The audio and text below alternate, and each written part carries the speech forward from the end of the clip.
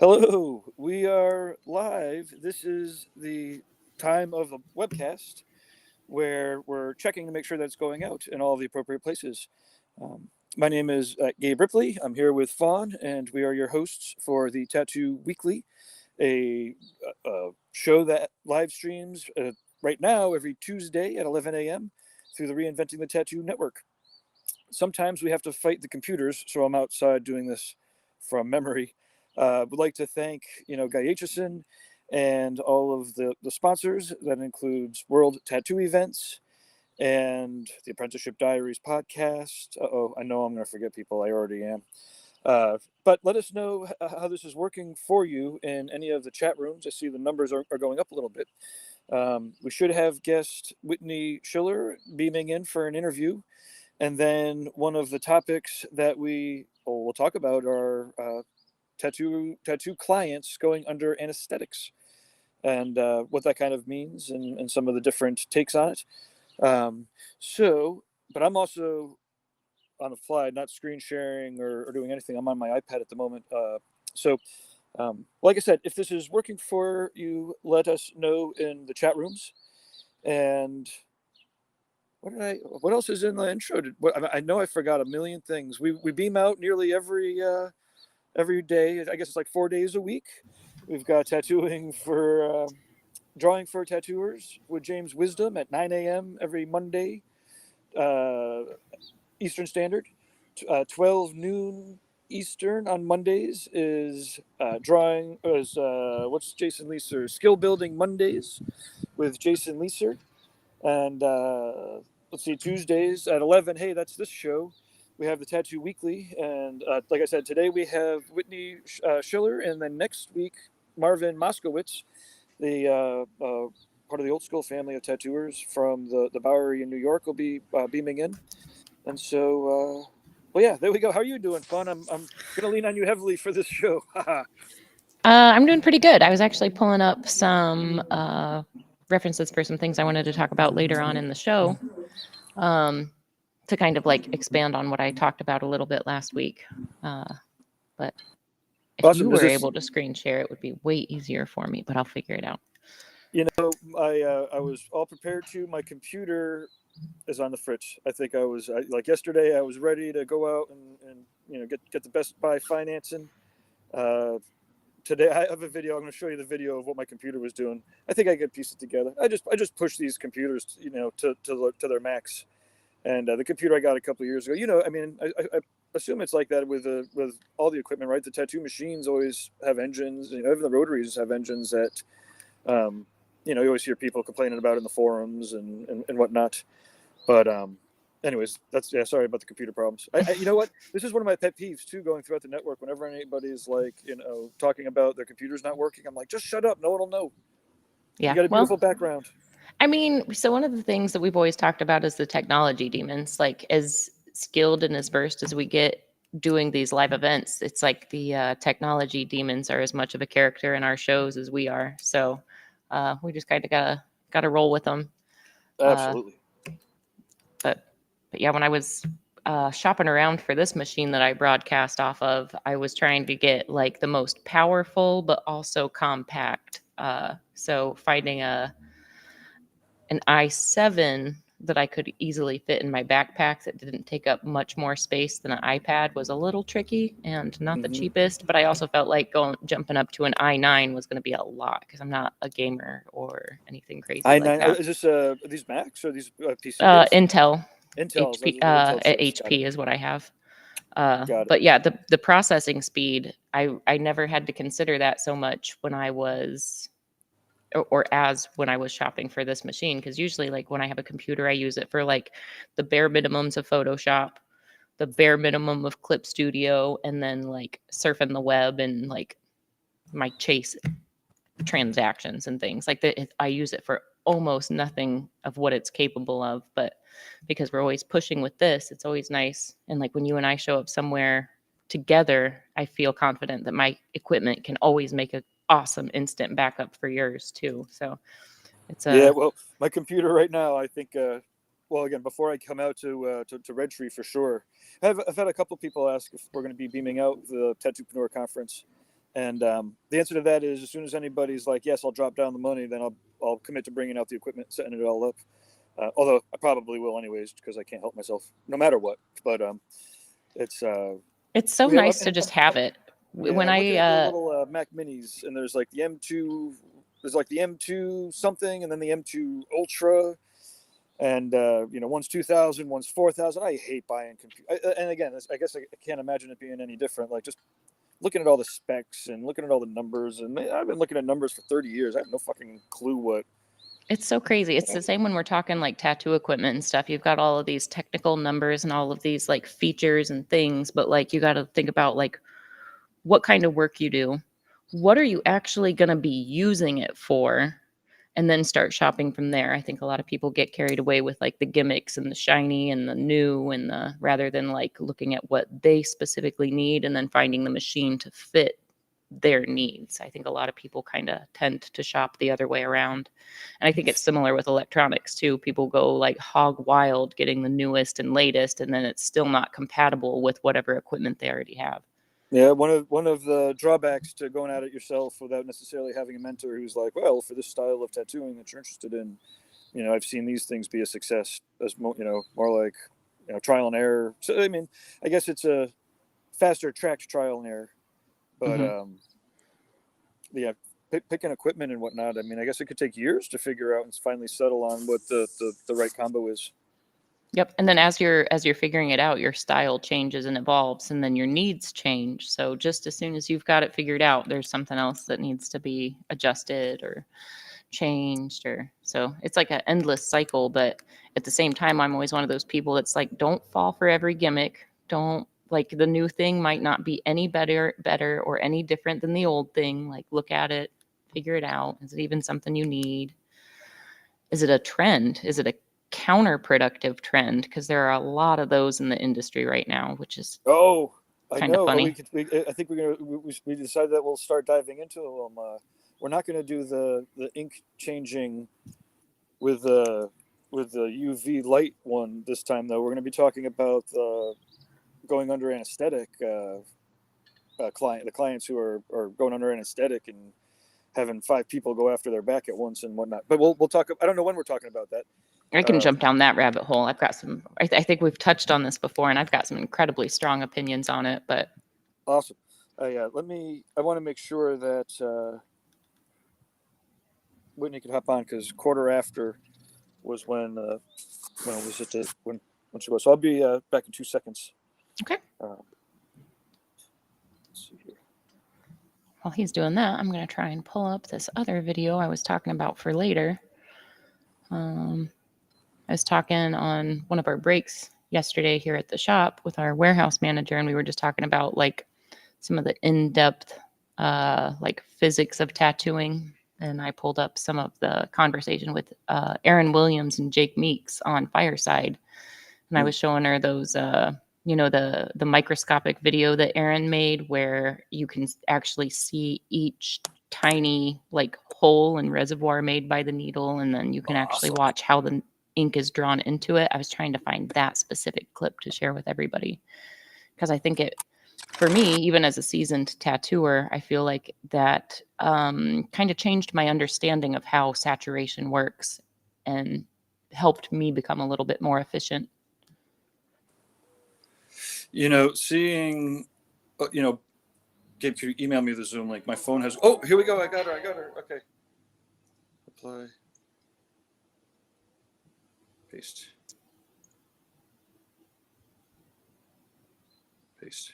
Okay. Sorry, I didn't mean to interrupt, but let me. Oh, no. Over to her. Honestly, Gabe, I was trying to just fill the air with a little bit of useful jibber jabber while you were working it out. Awesome. Do you have any upcoming travel? Well, we're gearing up for Hell City. So until Hell City, I'm here. I'm pretty much in Columbus, helping in all the ways that I can.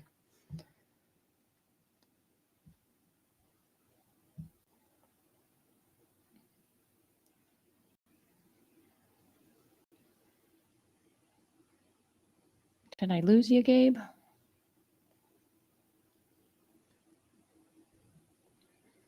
Well, I'm going to keep trying to pull up this moment that I wanted to share with you guys today because it kind of expands on what I was talking about last week. With the different depths that needles move at. Oh man, I can't find this conversation.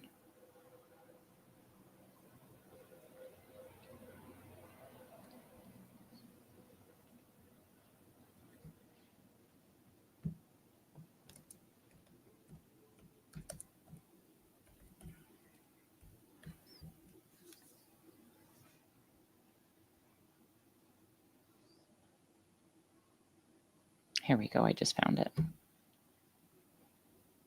So I'll have this queued up and ready to go for us when the time is ready.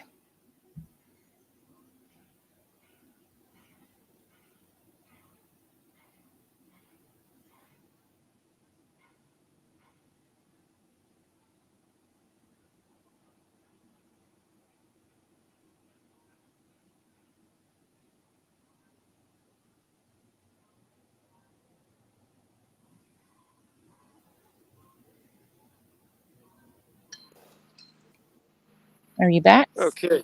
There we go. Yeah. So, yeah, why don't we give that a go now until Whitney? I just got her the link, and Awesome. I just found, I don't know if you could hear me for sure, but I just found what I was looking for. So let me perfect. make this full screen, get us a screen share going.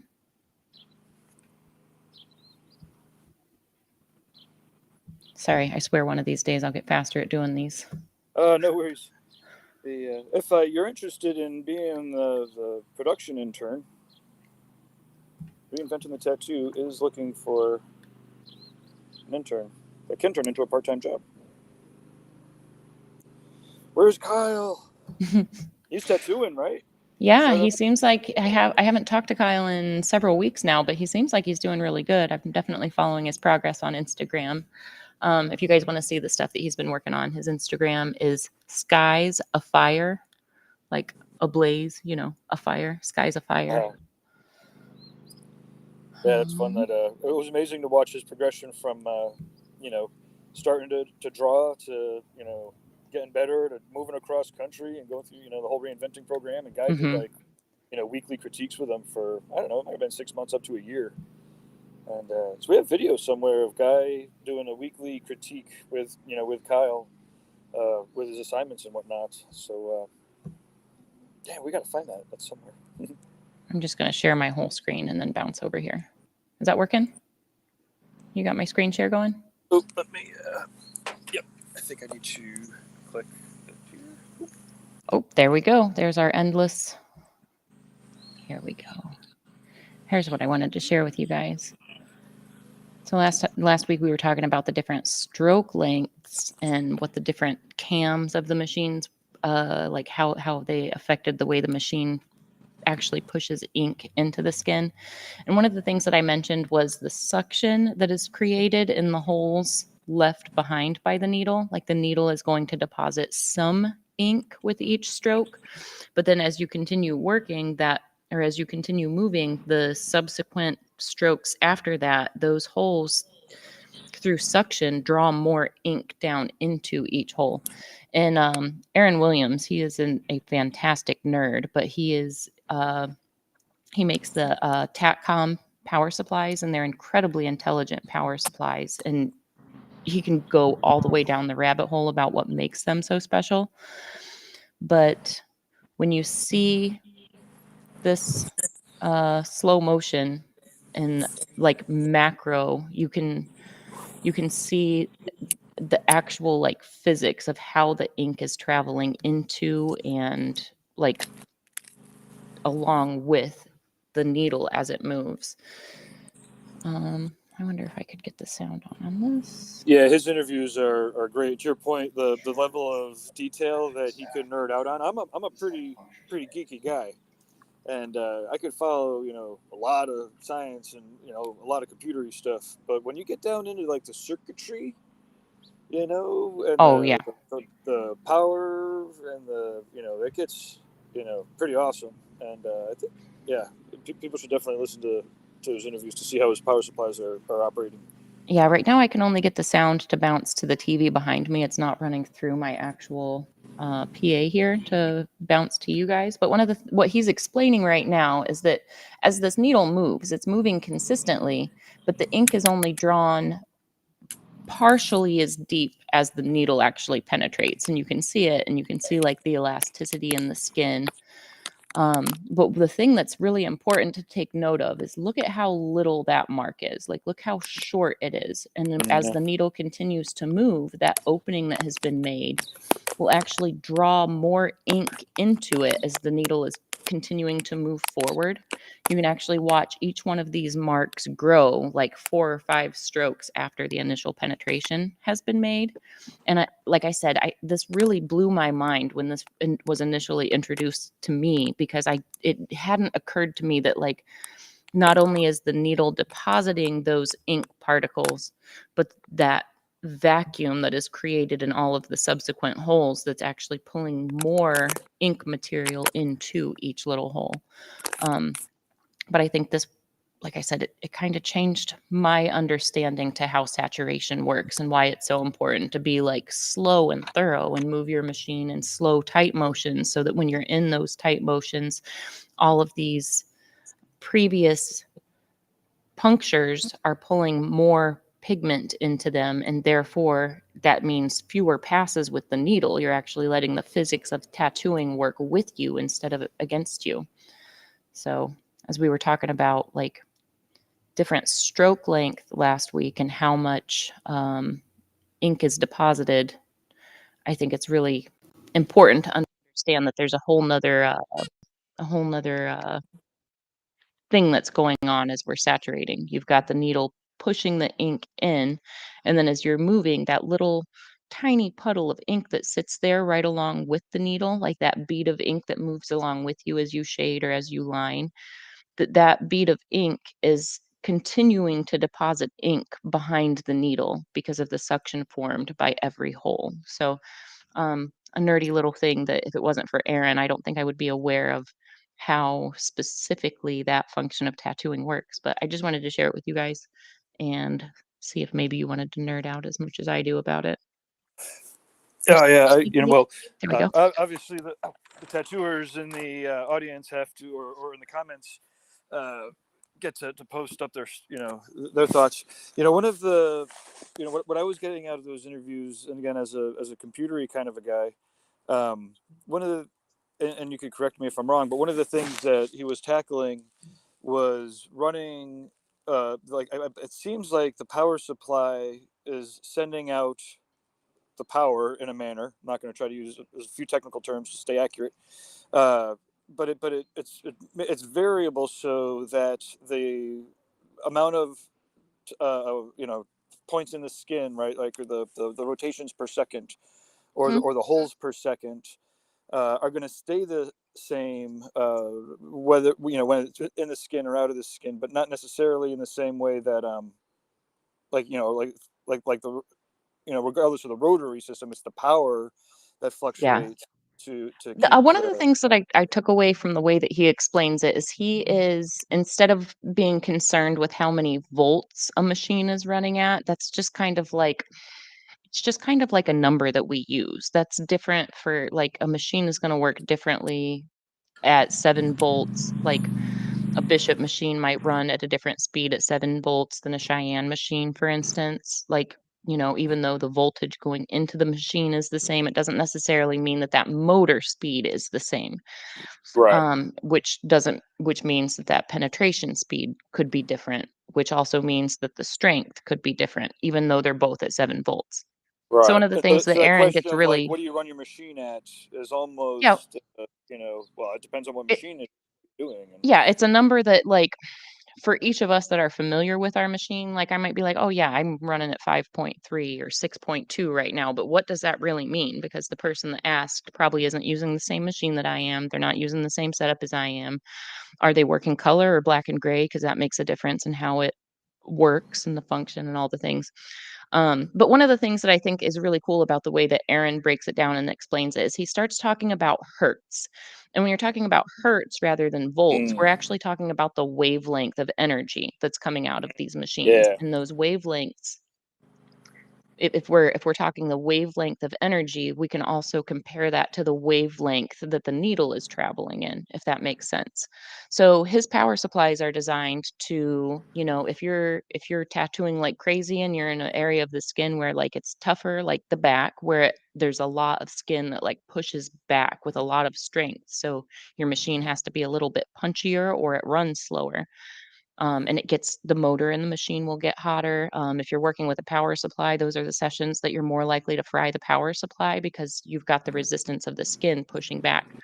So the cool thing about his machine or his power supplies is whether you're working in delicate skin that has no resistance or whether you're working in the tougher skin that has more fascia and more like muscle behind it that the needles have to work harder to get in there, your machine's going to run consistently with his power supplies. But it's all because he's nerded out to this degree to get like the high-end cameras that can shoot super slow motion and super micro, and he's really starting to understand like the physics of how and why the electrical current can affect how the ink is actually delivered. Like there's many mechanical processes in between those two steps. But I love that he's broken it down into wavelengths because, energy travels in wavelengths. It's traveling from the power supply, be it, a DC or a battery, whatever power supply you're running with, but it takes that power supply and it makes it consistent. And when that power supply is consistent, that's one less variable that you have to worry about while you're working. You just know the hit is going to be consistent every time.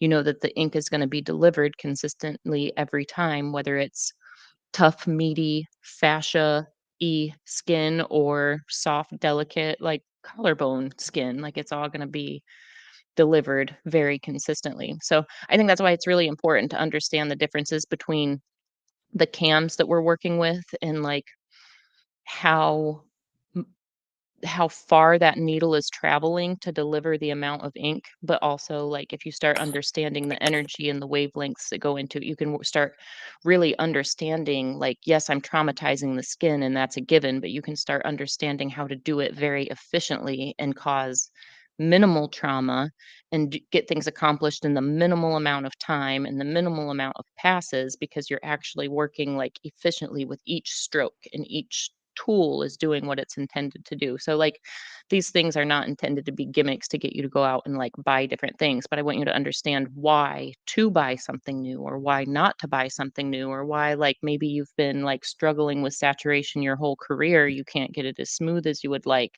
and you realize you've just been running your machine too fast or your power supply is inconsistent or your machine is at the wrong stroke. Like those are all things where like it would be hard to narrow it down to which thing is the problem that's slowing you down, and it could be all of them. But if you start understanding these physics, these microscopic physics, and these micro mechanics, it then makes you a more efficient, consistent tattooer. And once you are efficient with your process and you're consistent with your heels, you have so much freedom to just play because then you're playing with the artistic side of tattooing. When you've got the science down, the physics down, the mechanics down, now you have the freedom to play and understand that those playtime tattoos are going to heal into beautiful works of art and they're going to heal nicely and like it just makes when you understand these things it makes tattooing so much more fun. You're not Yeah. So, fighting it, you're just what doing is it. is there some advice or like so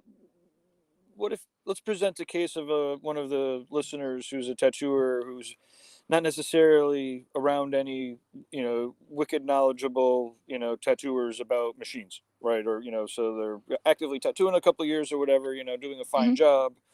But obviously, well, we were just talking about some resources like Aaron, online. But what other ways could you advise somebody, or what other avenues are there for people to learn about, how to shift, potentially their machines or their needles or even why? So this might sound silly and it also might be like I'm selling or pushing us, but like I am always open to answer questions. And if you ask me some question that's off the wall and it is over my head or I just don't have the answer based on the style of tattooing that you're doing, I can always point you to somebody that would give you the helpful advice. I'm the kind of person that like if you care enough to want to make it better, I will always take my time to answer your questions to the best of my ability. So, like, I mean, not for nothing, I'm always down to be helpful. Like, if you wanna hit me up on Instagram or any of the other social medias or anything, it might take me a few days to get back to you, but I always do because it's so important to me that, like, anybody that's tattooing and you're passionate enough about it to want to be good or want to be better or want to keep improving, I feel like it's like my moral obligation to help you in that journey. Like, if you're seeking it out, I want to help you find it. So, um, if it's like a super specific question, I feel like me and Gabe are probably awesome resources because, like, through this network and through all the other networks that we know so many knowledgeable people. Um, But other than that, like, just seek out the nerds. Seek out, like, people that have been tattooing for years and years. Like, every time I have a conversation with Dana Brunson, even though he's, a totally different generation and the things that like, the values that are important to him are a little bit different than, what's important to me as I've come up. But, like, he can answer all kinds of technical questions, and he can talk about how the technology has changed and evolved, and when you start hearing about the evolution of technology, it kind of helps you understand where we are now and how lucky we are to have the precision tools that we have now, and how those precision tools then make our lives a lot easier. And like I said, it takes it from, like, struggling to get the image into the skin to, like, oh no, now we're just playing. Like, we're pushing this as far as we can push it because I understand what's going on. Um, I feel like that'd probably be like the quickest and easiest way to get a question answered is just jump into one of our inboxes. But Sure. And then what do you think? getting tattooed, right? So part of a lot of tattooers' journeys, um, will just if you're looking to and achieve an effect or a spirit of a tattoo, tattooer, right? Then getting tattooed by him, right? Especially if you save your forearms, you get to watch, or your legs or whatever, right?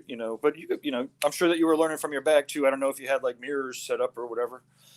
We didn't really have mirrors set up, but so it's actually kind of cool. While Russ was working on my back, Chris, who at the time worked for Cheyenne, he was traveling back and forth Hmm. to Ink and Dagger all the time. So Russ, when he was doing my back, I got to hear Chris explain all the differences and how the different Cheyenne machines work, like what the different features and stuff were.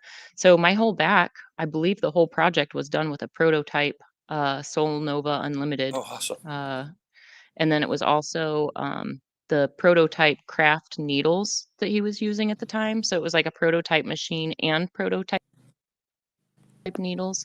So even though I couldn't have what he was doing, I could feel it. I could feel the pressure he was using. I could feel how he was manipulating my skin. I could feel how he was working with my body to achieve what he needed to achieve. I learned a lot from that. But because of the time that I was getting tattooed, in like the timeline of tattoo technology, I was very blessed to be able to have like such a different kind of back piece achieved, but also with brand new technology that like very few people in the world had been tattooed with those needles and with those machines at that time. So, as he's asking for as Chris was asking for feedback from Russ, like being a tattooer myself, I could also give intelligent feedback to like what it felt like and how that hit felt in this area versus this area. Or if, he took it from like the steady, solid mode to the soft, feathery mode, I could Hmm. describe like as the person receiving the tattoo, I could describe the difference in those feelings. So it was a learning project process for all of us.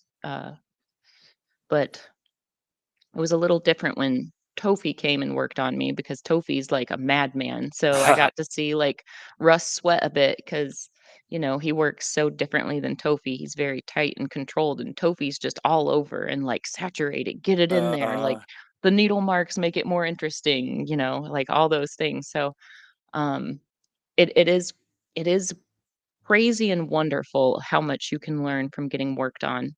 Um there's actually this new idea I have, and I'm still kind of like cooking up and polishing the idea. I'll go ahead, since we're on the topic, I'll go ahead and share it today.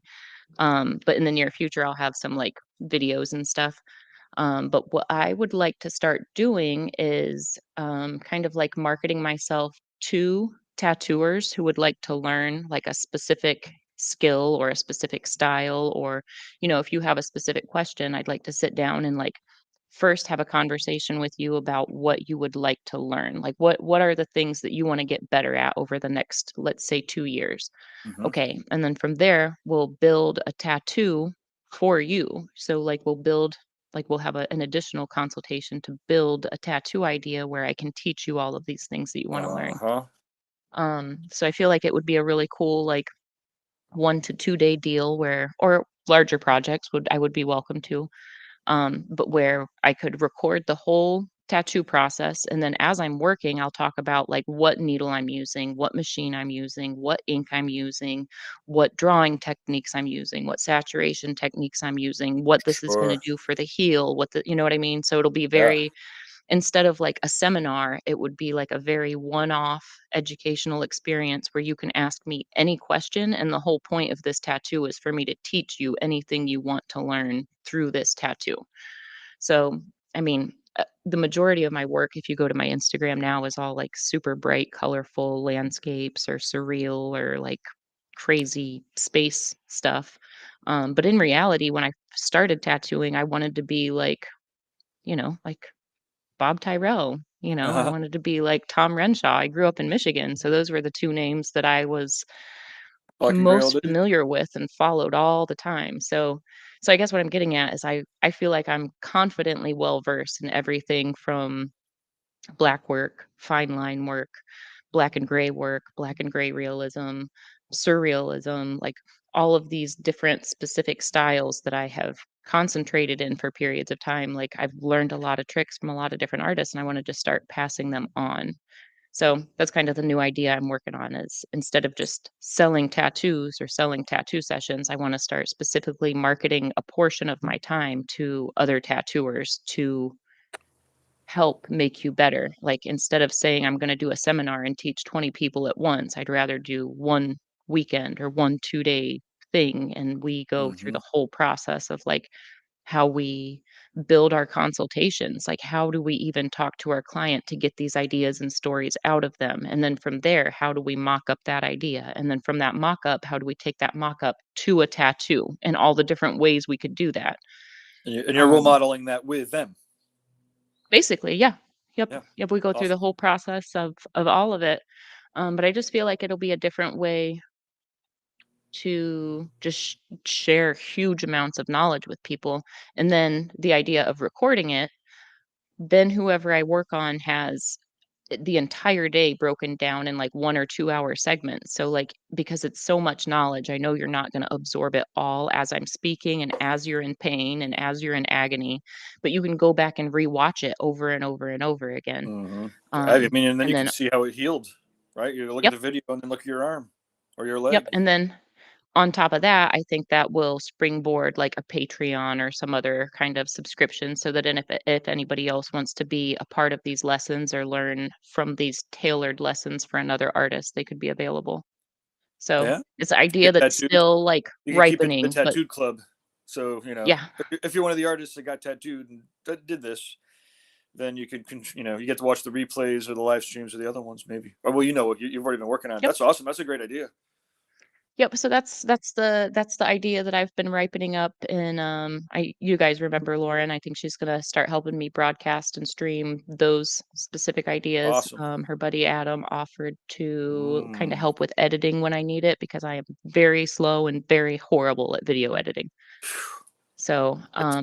all the pieces are falling into place for this to be a really cool program, and then I'm hoping that once I start doing this, I could get some more artists on board, so, like, it's not just about me or my ego, but I just think this is a really cool way to dump a ton of knowledge on another artist and give them a cool piece to take home with them for the rest of their life, and they can, like you said, they can watch how it heals, they can see how these tricks change in the skin over time, and like they can see what lasts, what doesn't last, like all of those things. Um, I mean, I think I could even, like, if somebody just wanted to hit me up like, "Hey, I've got this tattoo I don't like, make it better." I think I could make a Oh, 4-hour lesson out of that for anybody as well. So, like, I don't think cover-ups would be out of the question at all. Because like, if you can do a good cover-up, you can do an even better tattoo that isn't a cover-up. So, I'm always down to help with cover-up ideas and things like that. Um, but yeah, so that's the idea I'm cooking on to, like, just pass knowledge forward, but we'll see how that evolves over the next couple of months. huh. Well, imagine if you make a little video clip that sounds like that, and have Adam, edit it up a little bit to a 30-second, 60-second, boom, boom, boom, boom, you know, Yep. and then you Yep, want to I got the wire to a calendar that people could just pick off, and pay the premium, and yep, the that's awesome. So let me yep, do it's one. still just cooking, but that's what we'll be doing soon. Oh yeah. Let's see here. So so what I got from Whitney was her phone was had left the building. She's traveling, and I sent her the link via the email. So I would propose maybe we get on to the topic, and then hopefully she'll beam in before then. And I've got 12% power, so I could chat for 12%. Usually, it's me that's Are got you the here? faulty equipment because 'cause I'm on Just the out of road. curiosity, do you hear the guy next door's lawnmower? Nope. You know, I knew not to say anything. It was the same thing that I did earlier. I'm like, you don't have to say anything about computer problems. The computer does an amazing job of filtering out the lawnmower next door. Anytime anybody on any of the recordings has ever, okay, sorry, let's so When I was in it Go ahead. no, no, no, sorry.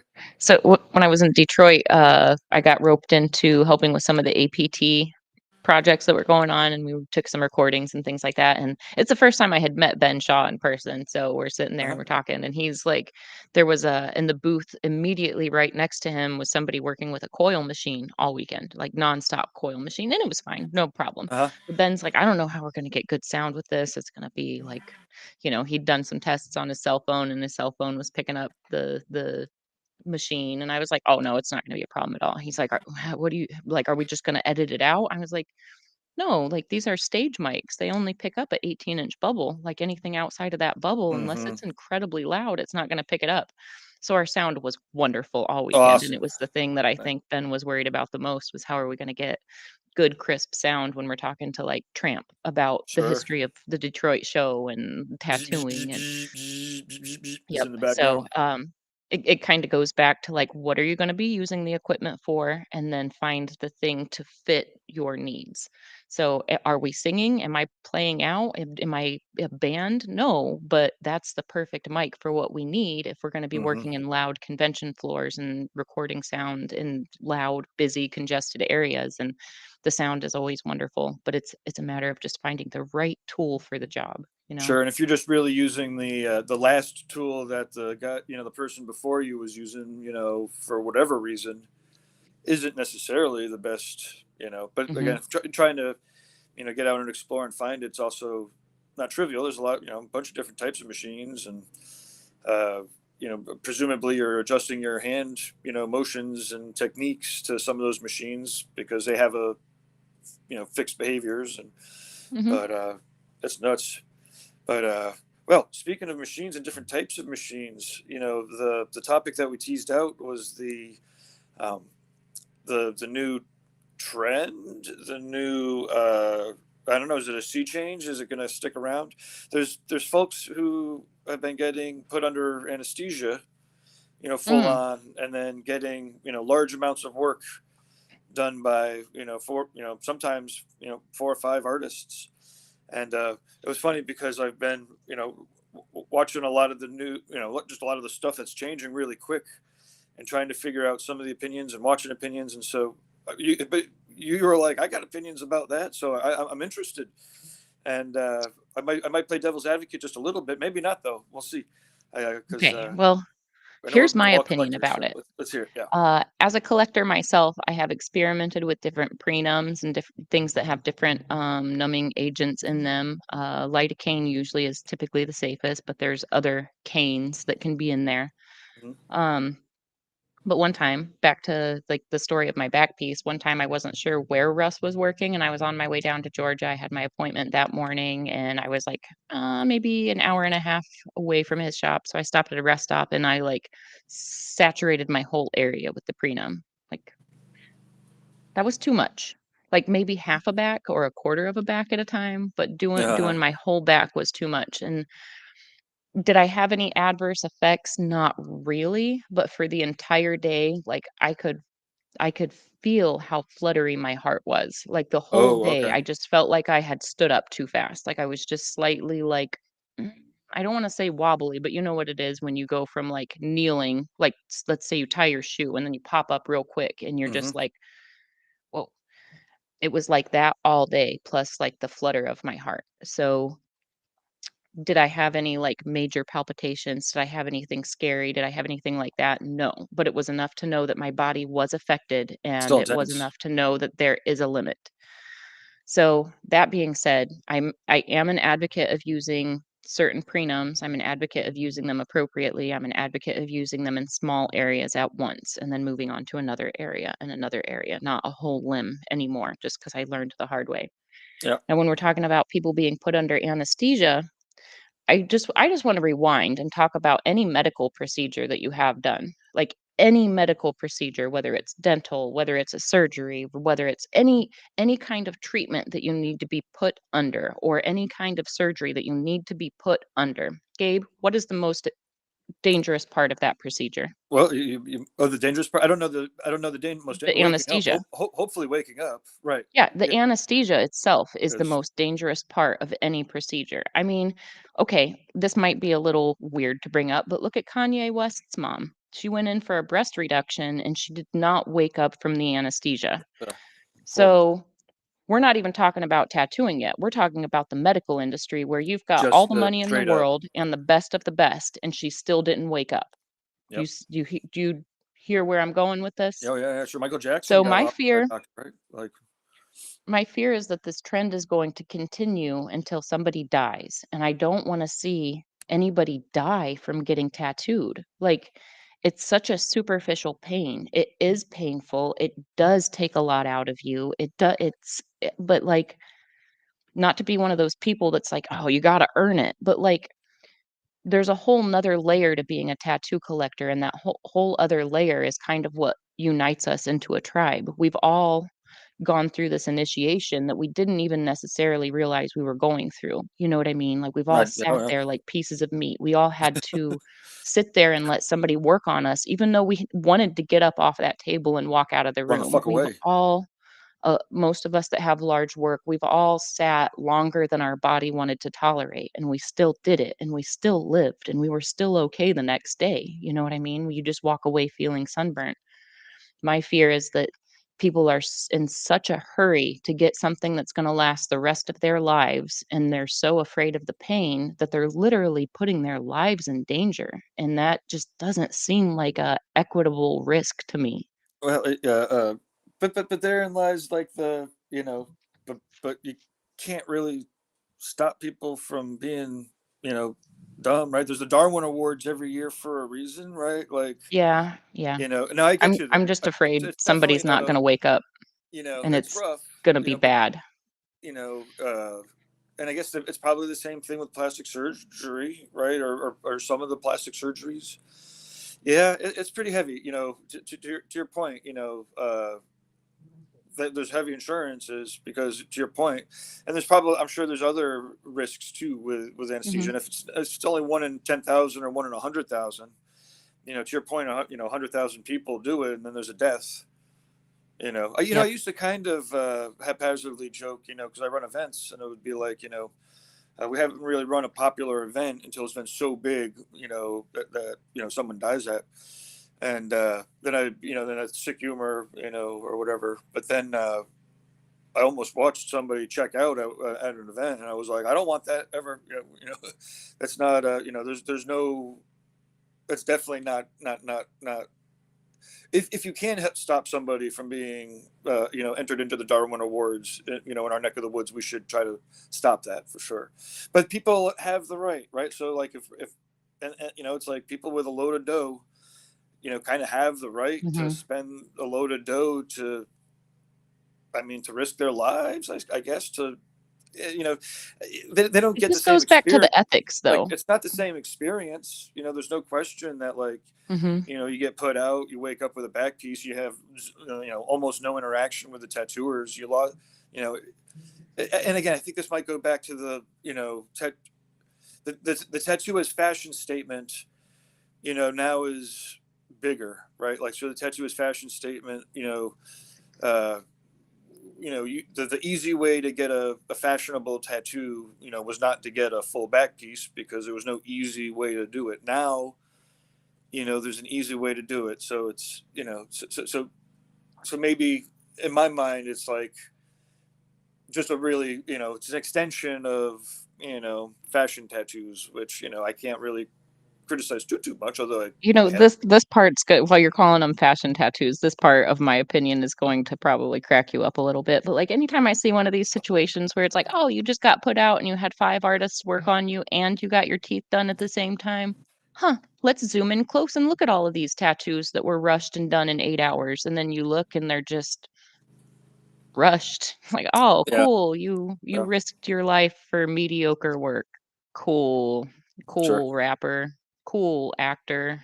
Cool. You could have done anything. You could have afforded, like, for the $100,000 that you paid for that anesthesiologist over there, you could have actually, like, gone to the best in the world who probably would have babied you equally as much, and you could have gotten quality work and all the things." And the time it takes to coordinate that, like, yeah, it's 1 day, but that took 6 months to coordinate an artist's and an anesthesiologist's life. Like,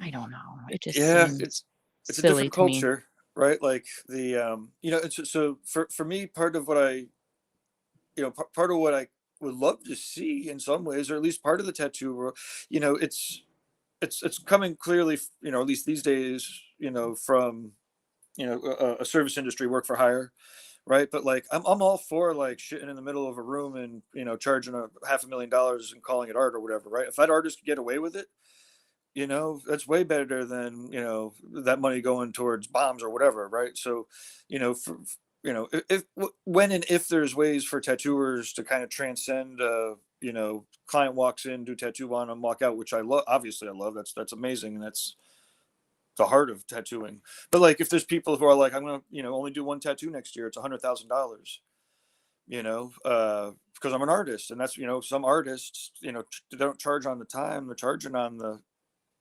intrinsic artistic value. So I don't know. So I guess part of me is like, there is a place for $100,000, tattoo. I don't. To your point, I don't think it's, the bulk of it going towards, the medical insurance and anesthesiologists, to get it done in a day while you're sleeping. But, part of me is just like, if somebody wants to sell themselves short of the experience, it's their right to sell themselves short. And again, maybe it's even the main point, and usually by the time that you get, two or three or four fashiony tattoos, maybe you start, that it's hard to jump right into, like, the large shamanic experiences of the tattoo and how it can make you a better person for the rest of your life, until you get a Mhm. couple little bangers because you're interested in testing the waters. It feels like, or at least that's my experience. I tested the waters on, like, all my body parts. So, like I had to test the water everywhere before I was like, wait, why don't you just go big or go home, like they told you the Mhm. first time.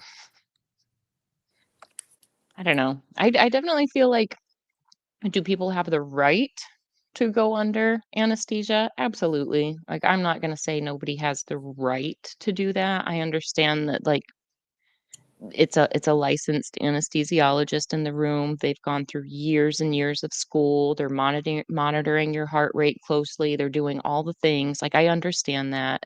It's still scary. It's still a scary thing to put that much trauma on your body and your heart That's also for the not, sake of a tattoo.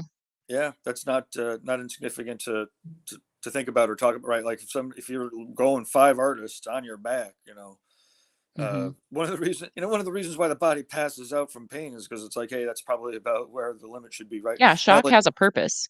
Like, to your when you point, go into shock, that yeah, it's your body's met its limit, past its limit. yeah.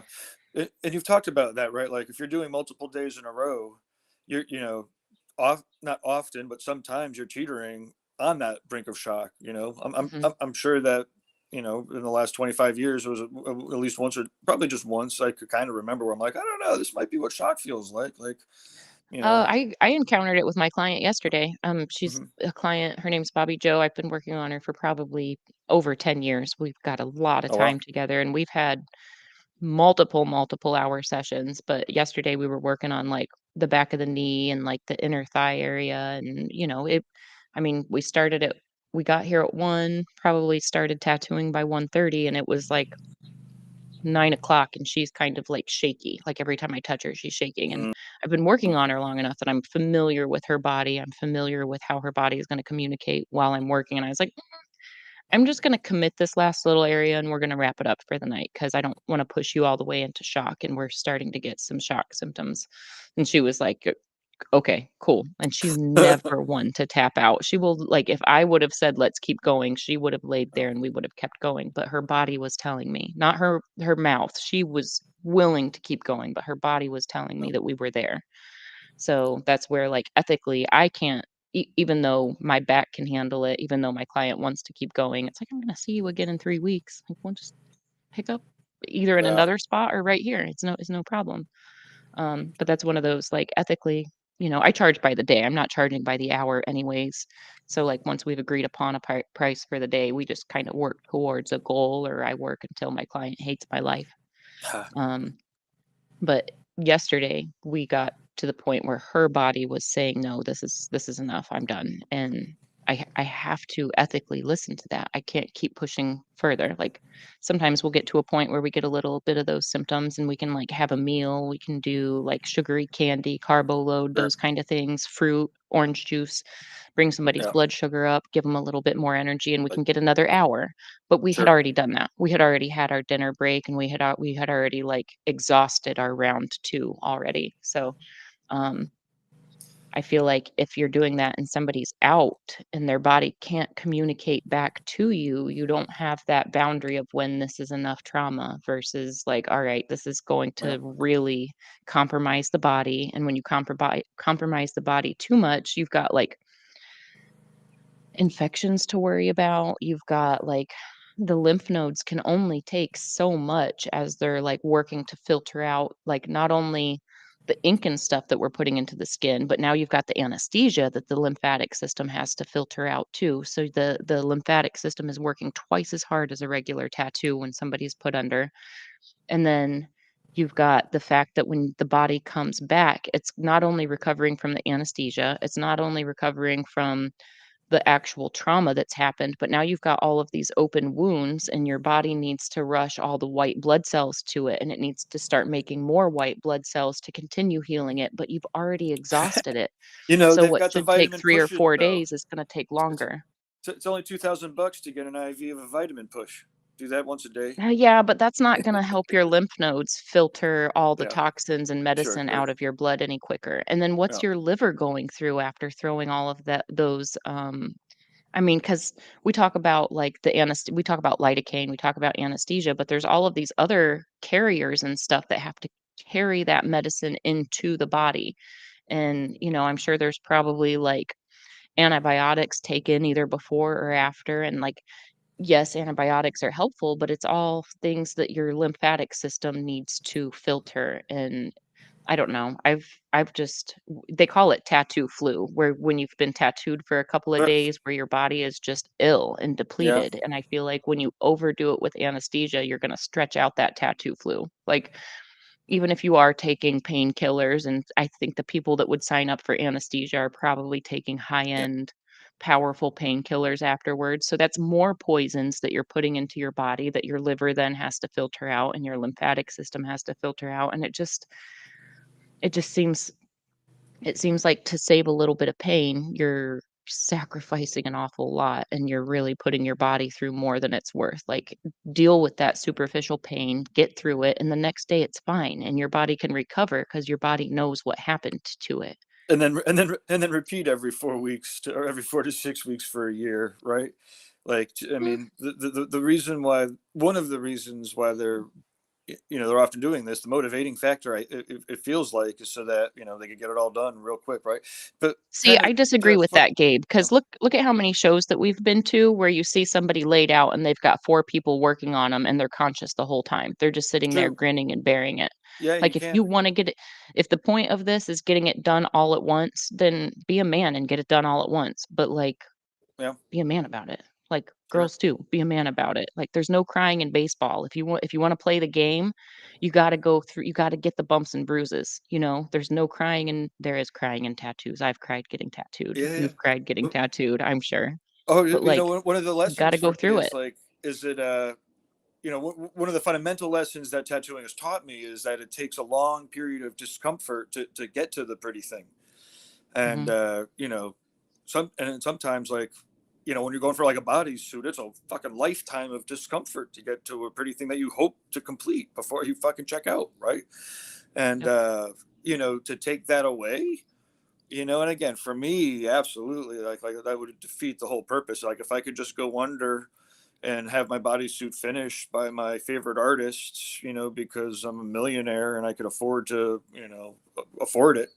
That takes away from all of the travel, all the experience, and actually, kind of to your point, m- most of the tattooers that are working, I mean, these days, like, part of the benefit or part of the not the or the attraction, like, it's the experience with the actual tattooers, right? They're cool people.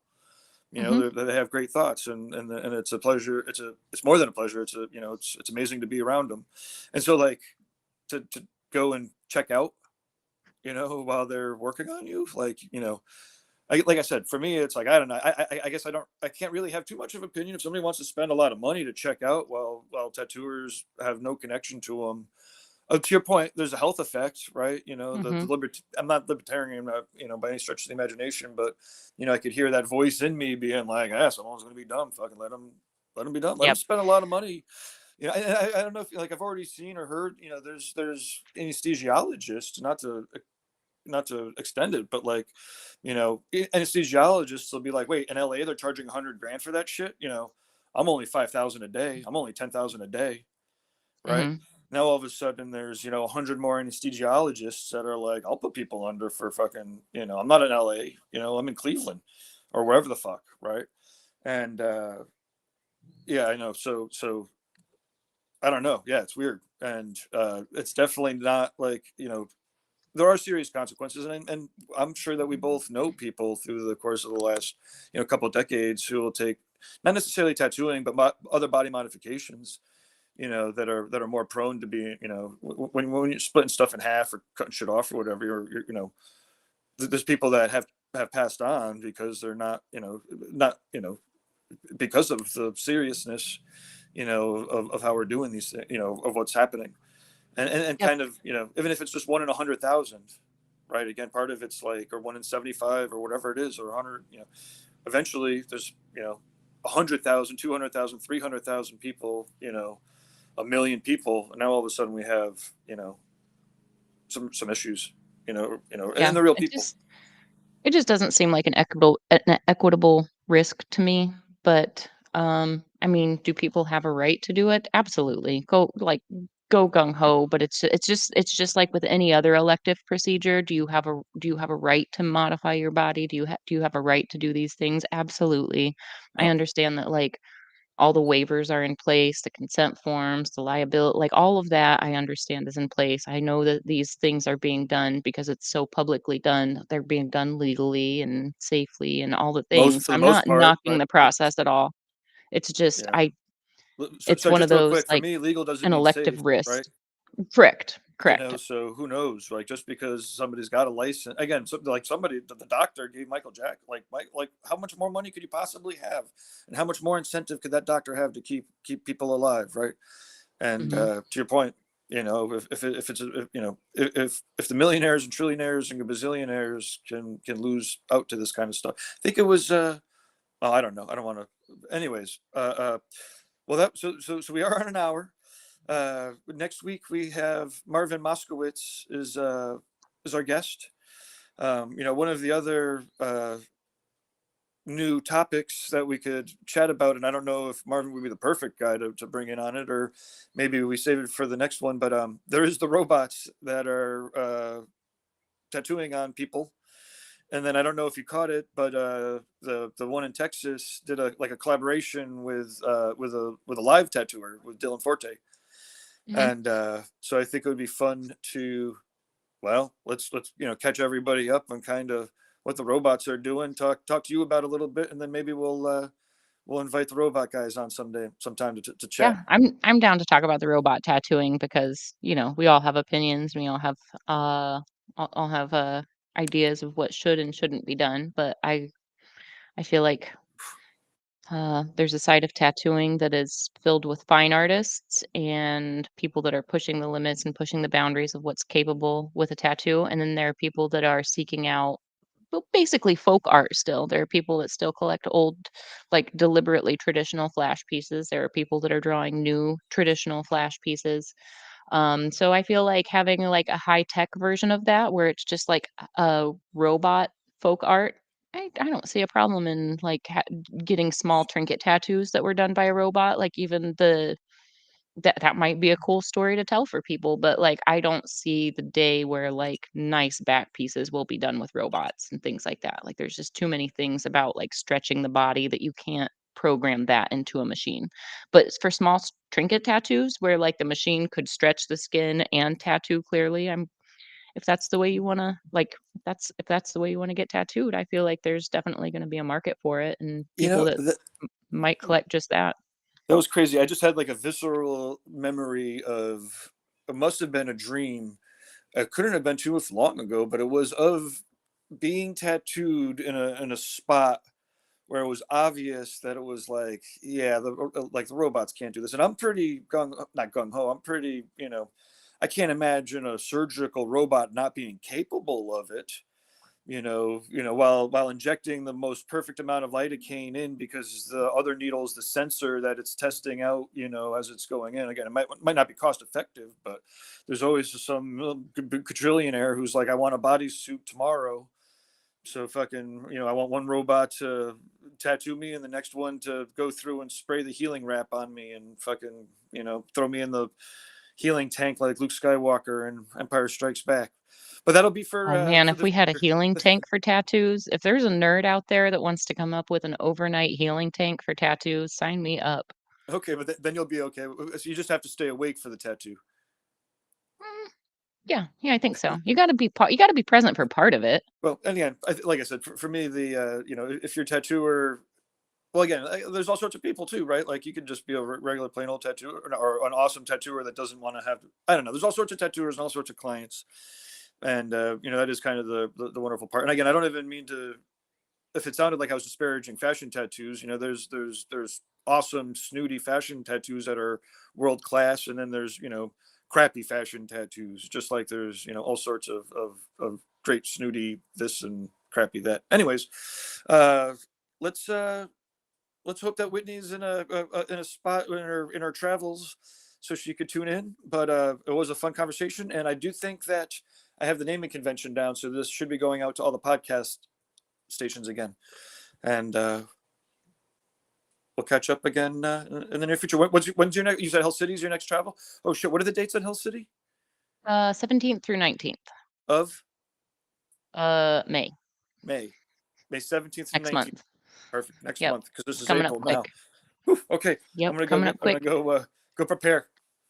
All right. Go buy yourself a new computer, Gabe. Yeah, I'm gonna go. Yeah, I'll send you that picture. Awesome. Well, have fun. We'll catch up soon. All right. See you guys next week.